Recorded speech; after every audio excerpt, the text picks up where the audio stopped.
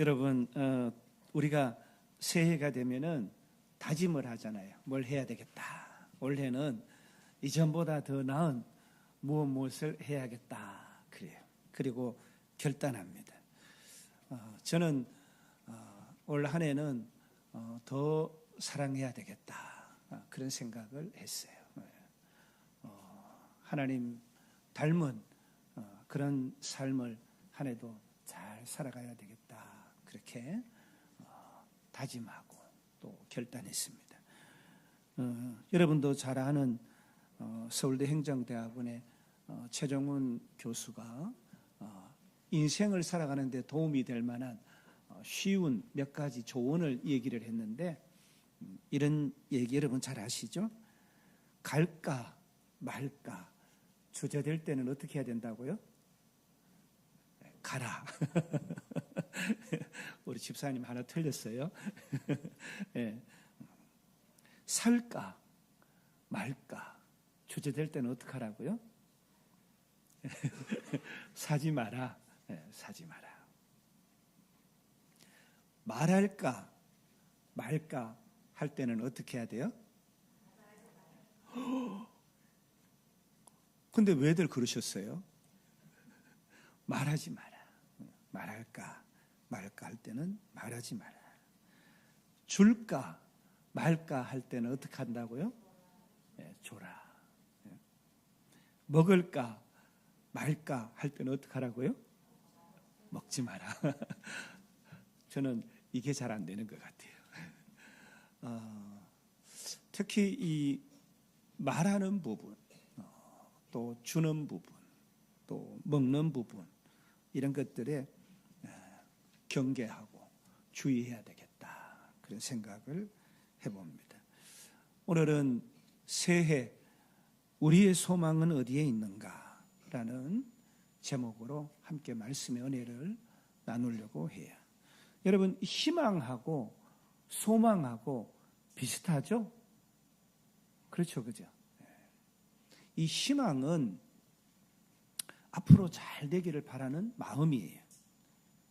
그러니까 가능성이나 조건에 기준을 둔 것을 희망이다, 이렇게 얘기를 합니다. 그러니까 이거는 상황이나 환경, 변화를 많이 받아요. 그러니까 예를 들자잖아요. 병이 나을 희망이 보인다. 또 형편이 나아질 희망이 보인다. 그러니까 뭐예요? 조짐, 가능성이 있다는 거예요. 이 가능성에 초점을 둔 기대를 우리는 희망이다, 이렇게 얘기를 합니다. 그러나 이 소망은 마음속 깊은 곳에 있는 간절한 마음, 간절한 마음이에요. 간절한 바람이에요. 결과보다도 대상에게. 여러분, 예전에는요, 우리 어머님들이 자녀들에게 소망을 많이 뒀어요. 그래, 이 녀석이 잘 자라서 잘 돼서 우리 가문을 한번 세울 거야. 개천에 뭐라고요? 용이 난다. 한번 우리 동네에 잔치를 한번 해야지.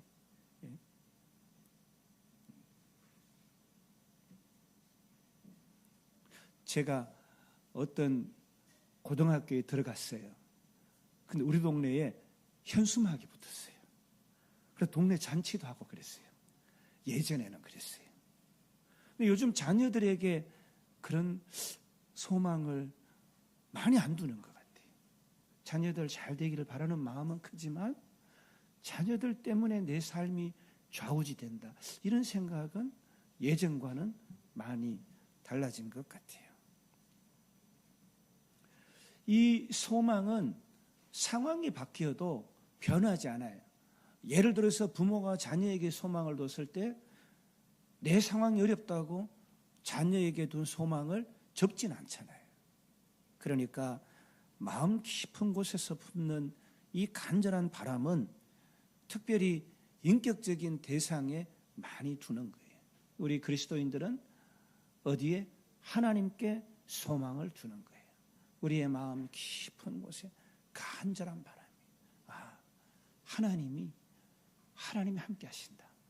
하나님이 도우신다. 그럼에도 불구하고 하나님은 내 친구가 되신다.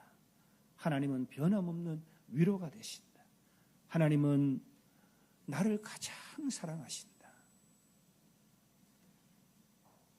소망은 하나님을 바라보는 거예요.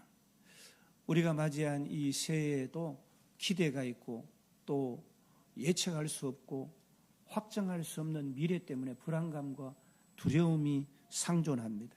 그러나 우리는 올해는 잘 될 거야, 건강할 거야, 우리 자녀들 또 우리 가정에 좋은 일이 많이 일어날 거야.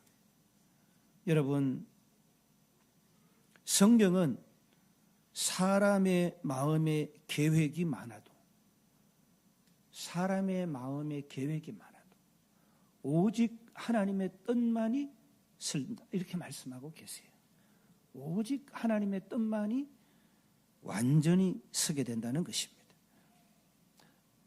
오늘 저는 우리가 잘 아는 성경의 몇 분 인물들을 통해서 하나님께 소망을 둔 사람들은 어떤 공통점이 있었고 그 소망이 어떤 결말로 이어졌는지, 그래서 새해를 여는 우리의 마음가짐과 방향도 이들과 같이 한번 일치시켜보고 이들이 얻은 그 결과와 결말과 성취를 우리도 한번 연말에는 톨스토이가 그랬다 했잖아요. 연초에 세운 계획을 연말에 풍성하게 감사하는 자가 가장 복된 인생을 사는 사람이다. 연말에 한 해 수고했다. 그래, 잘 달려와서 감사해. 먼저는 아브라함을 우리가 한번 살펴보려고 합니다. 아브라함은 인간적으로 소망이 끊어진 사람이었어요. 나이가 많았고 아내는 불임이었고 하나님은 내게 큰 민족을 이룰 것이다 그랬는데 자녀는 없고 고향 친척 아버지 집을 어디로 가라 말씀도 안 하시고 본토 친척 아비 집을 떠나라 이렇게 말씀하시는 거예요. 아니, 세상 살아보면은 무슨 이런 경우 없는, 자녀가 없는데 너는 모든 민족의 열국의 아비가 될 것이다. 와. 로마서 4장 18절로 22절 말씀 우리 함께 한번 봉독하도록 하겠습니다. 같이 읽습니다.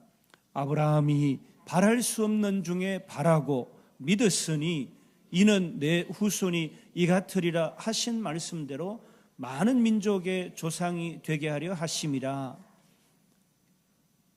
여러분, 아브라함이 바랄 수 없는 중에 바라고 믿었다 그래요. 아브라함의 소망의 특징은 뭐예요? 현실을 부정하진 않았어요. 그의 아내는 불임한 아이를 할 수 없는 상황이었어요. 그리고 그는 안락하고 든든한 빽이 있었던 본토 친척 아비집을 떠나서 정처 없는 유랑을 하게 되는 그런 상황에 있었어요. 그러나 그는 현실을 삶의 기준으로 자기 미래의 잣대로 현실을 삼지 않았어요. 내 현실이 어떠하든지 간에 내 삶의 표상과 기준과 이상과 미래는 하나님의 약속에 있다. 아멘. 이렇게 믿고 달려갔던 거예요.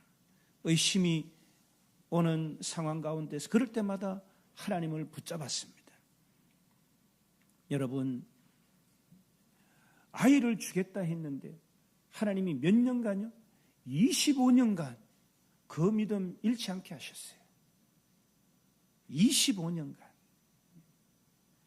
이삭을 얻었고 아브라함은 믿음의 조상이 되었고 모든 믿는 자의 본이 된 것입니다. 사랑하는 여러분, 우리도 새해를 시작하면서 우리의 조건이 완벽하지 않아도 괜찮아요.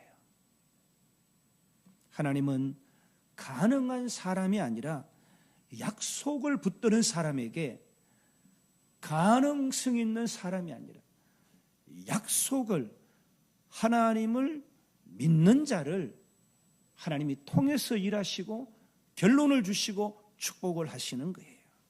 여러분, 우리도 그러잖아요. 가능성이 있어요. 될 사람이에요. 그런데 믿음도 없고 신뢰도 없어요. 그런 자가 아니라 가능성은 없어 보이지만 그러나 믿음으로 약속 앞에 선 자들을 어떻게 해요? 온 정성으로 축복하고 돕잖아요.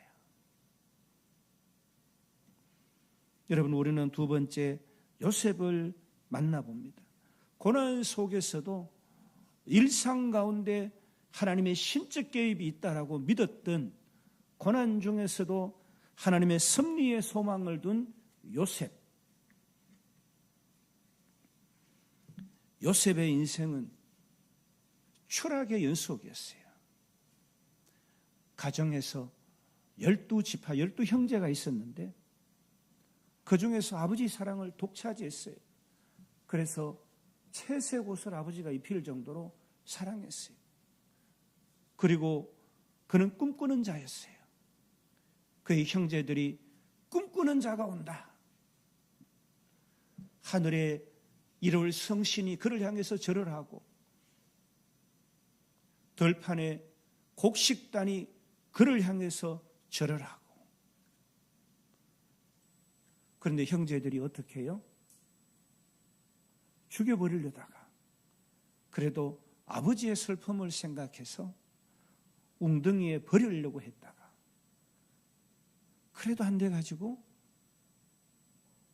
아라비아 대상들에게, 이집트로 가는 대상들에게 팔아버립니다.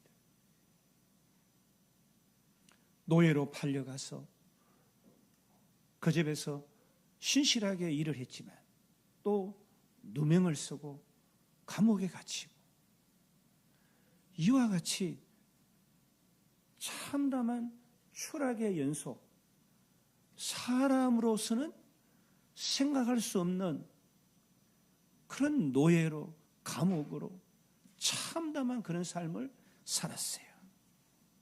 그러나 요셉은 원망하지 않았습니다.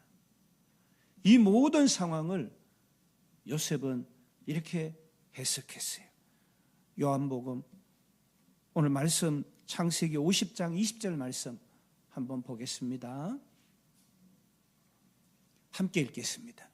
당신들은 나를 해하려 하였으나 하나님은 그것을 선으로 바꾸사 오늘과 같이 많은 백성의 생명을 구원하게 하시려 하셨나니. 아멘.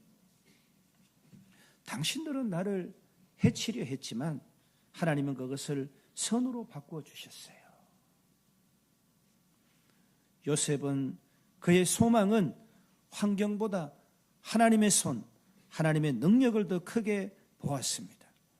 억울함 속에서도 하나님이 일하고 계심을 믿었어요. 미래의 회복을 하나님께 맡겼습니다.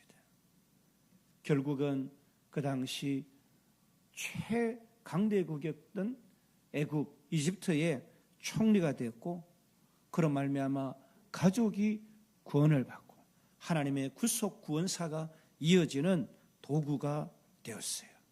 하나님의 구속사를 잇는 한 사람이 된 거예요. 여러분, 올해도 우리 가운데 고난이 있습니다. 우리 가운데 그 고난이 실패의 증거가 아니에요. 우리가 겪는 고난이 내가 실패했고 내 능력이 부족해서 그래서 겪는 실패가 아니에요. 하나님의 계획이 진행 중이에요. 우리가 높은 산 정상을 밟기 위해서는 고단하고 힘겨운 등산을 해야 하는 거예요. 험한 계곡 골짜기를 지나면 우리 앞에 그 험한 정도마다 우리가 마주하게 되는 하나님의 축복의 산은 더 높고 위대한 것이 되는 거예요. 사랑하는 여러분, 다윗은 늘 넘어지고 죄가 많고 실패했어요. 그럴 때마다 하나님의 인자하심에 소망을 뒀어요. 위대한 왕 다윗이었지만 동시에 큰 실패를 경험하고 말할 수 없는 죄, 무너지고 도망치고 그런 삶을 살았어요. 시편 51편 말씀 우리 함께 보면서 51편 1절로 3절 말씀 함께 봉독합니다. 하나님이여 주의 인자를 따라 내게 은혜를 베푸시며 주의 많은 긍휼을 따라 내 죄악을 지워주소서. 나의 죄악을 말갛게 씻으시며 나의 죄를 깨끗이 제하소서. 물은 나는 내 죄가를 아오니 내 죄가 항상 내 앞에 있나이다. 아멘. 내 죄가 항상 내 앞에 있다. 죄가 얼마나 많은지 내가 나를 둘러봐도 나는 참 연약한 자입니다. 내 지난날에 죄악이 있고 그 죄의 열매, 죄과가 지금 내 앞에 있고 나는 지금도 죄를 짓고 있습니다. 그러나 하나님 내 죄악, 나의 죄과를 깨끗이 제하여 주세요. 그러면서 고백을 합니다. 하나님께 나는 소망을 둬야지. 자기 의가 아니라 하나님의 인자하심을 의지해요. 넘어졌을 때 도망가지 않고 회개해요. 하나님의 인애, 하나님의 자비와 인자와 긍휼을 믿는 거예요. 내 죄악이 내 앞에, 사람 앞에, 하나님 앞에 있지만 하나님은 나를 불쌍히 여기시고 사랑해 주시는 하나님이기 때문에 나는 그 하나님을 믿고 신뢰하고 의지합니다. 회개하고 다시 하나님을 바라보고 하나님 앞에 서는 거예요. 다윗의 위대함이 어디 있어요? 통일 왕국의 이스라엘의 왕이라서가 아니라 이와 같이 우리와 같이 죄과 연약함이 있는데도 불구하고 왕인데도 불구하고 하나님 앞에 엎드려 회개하는 거예요. 그의 눈물이, 그의 침통함이, 그의 애통함이 얼마나 컸냐면 침대를 띄웠다. 그의 눈물이 침대를 띄웠다. 사랑하는 여러분, 용서받고 회복되고 그래서 하나님께서 내 마음에 합한 자다. 하나님이 어떻게 해요? 다윗은 내 마음에 합한 자다. 내 마음에 다윗이 참 좋다. 다윗은 예수님 메시아 계보의 쓰임을 받습니다. 사랑하는 여러분, 올해도 우리는 여전한 죄악, 죄과 가운데 넘어질 수 있습니다. 그러나 우리는 다시 하나님을 바라고 하나님 앞에 회개하면서 우리의 소망을 하나님께 둘 때에 하나님은 다시 우리를 사랑하는 아들아, 사랑하는 딸아, 그래 내가 너를 잘 알아. 너의 그 마음의 중심을 알아. 잘 서보겠다고 발버둥 치는 너를 내가 알아. 그러면서 안아주시고 축복해 주시는, 우리를 다시 일으켜 세워주시는 하나님이신 줄 믿습니다. 사랑하는 여러분, 예레미야는 나라를, 민족의 멸망을 눈앞에서 본 선지자예요. 그러나 그의 외침 메시지는 외면을 당했고 그는 눈물의 선지자가 되었습니다. 절망의 한복판에서 하나님을 바라보는 거예요.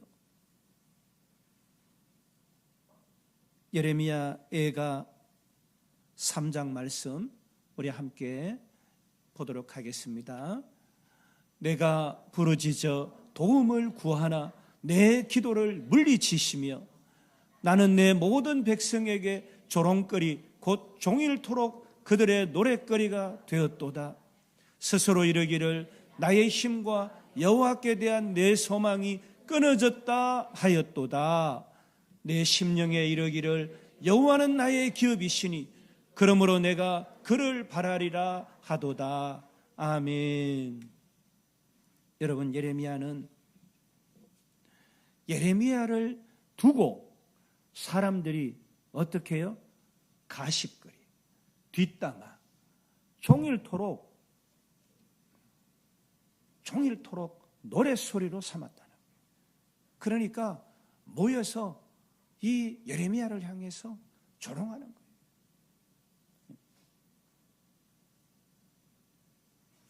나라가 이제 절망 가운데 놓입니다. 참말을 하는데 참말을 듣질 않아요. 요즘 있잖아요. 학교 선생님도 애들에게 바른말 올바르게 되게 하기 위해서 권면하면 거절하고 싫어해요. 심지어 교장 선생님이 얘기해도 듣기 싫어요. 아이도 부모도 그래요. 바른말하고 이러면 안 됩니다 하면은요 마음 상해해요. 얼굴에 그냥 표가 그냥 나요. 그리고 수근수근 얘기를 해요.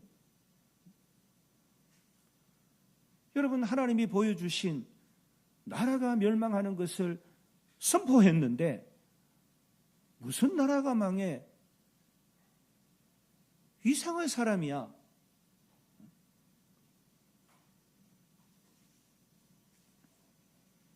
외면당하는 거예요.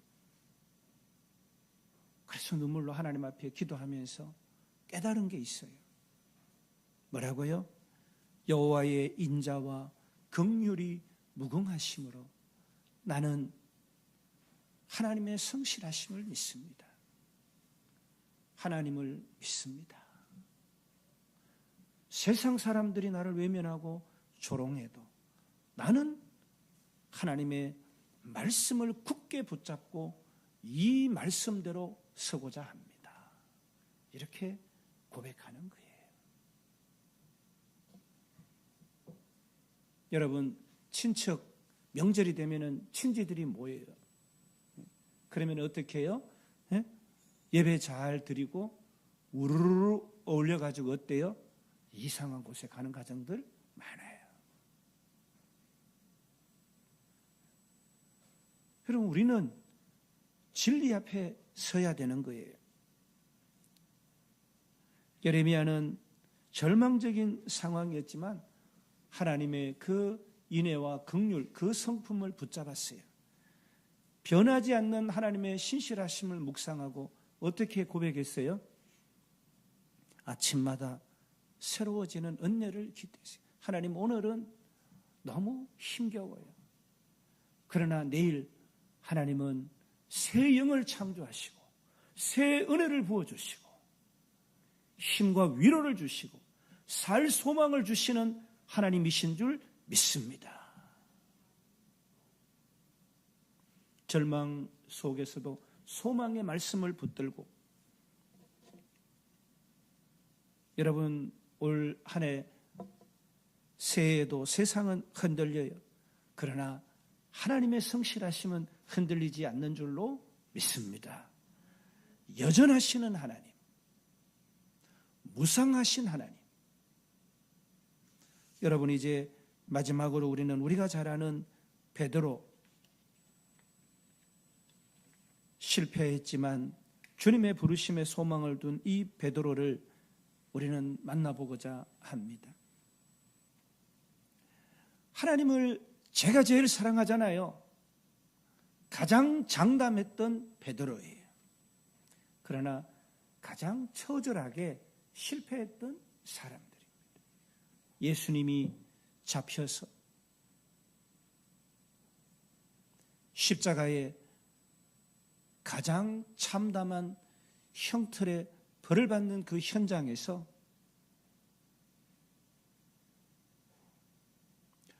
먼 노비 하나가 당신도 저 사람과 한패잖아요.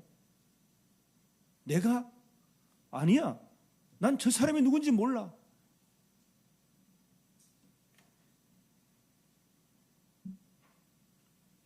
그렇게 부인하고 양심도 버리고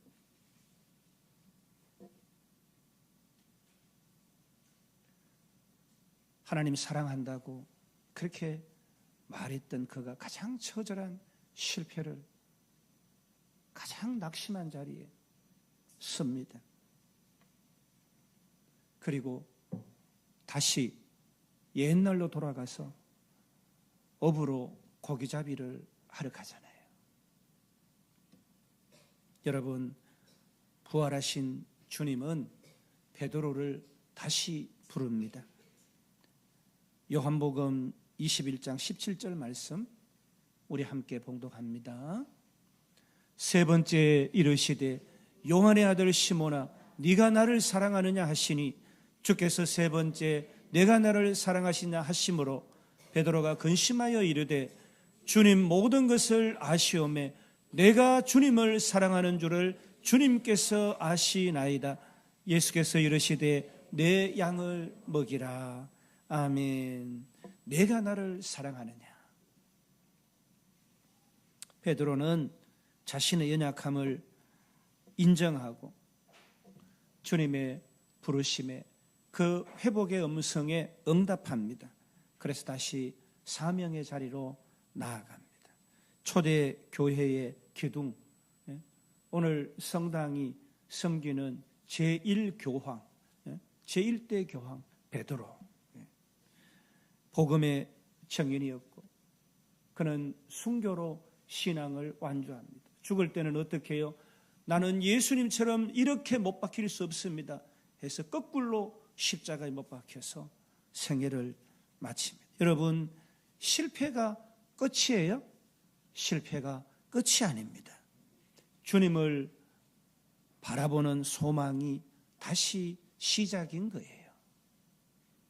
우리도 때로는 하나님 없는 자같이, 하나님 모르는 자같이, 하나님 뜻을 분별치 못하는 자같이 그렇게 살고 설지도 모릅니다. 그러나 우리는 우리의 연약을 다시 하나님 앞에 고백하면서 사랑하는 아들아, 사랑하는 딸아, 네가 나를 사랑하느냐? 주님, 형편없고 주님을 부인하는 그런 저지만 저는 주님을 사랑해요. 내 양을 먹이라. 여러분, 2026년 새해 우리 모두는 다시 소망을 하나님께 두기를 원합니다.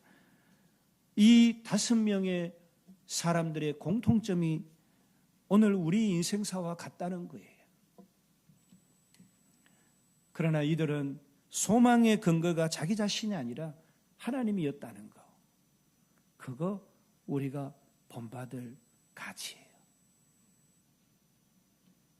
새해를 시작하면서 우리도 함께 고백합시다.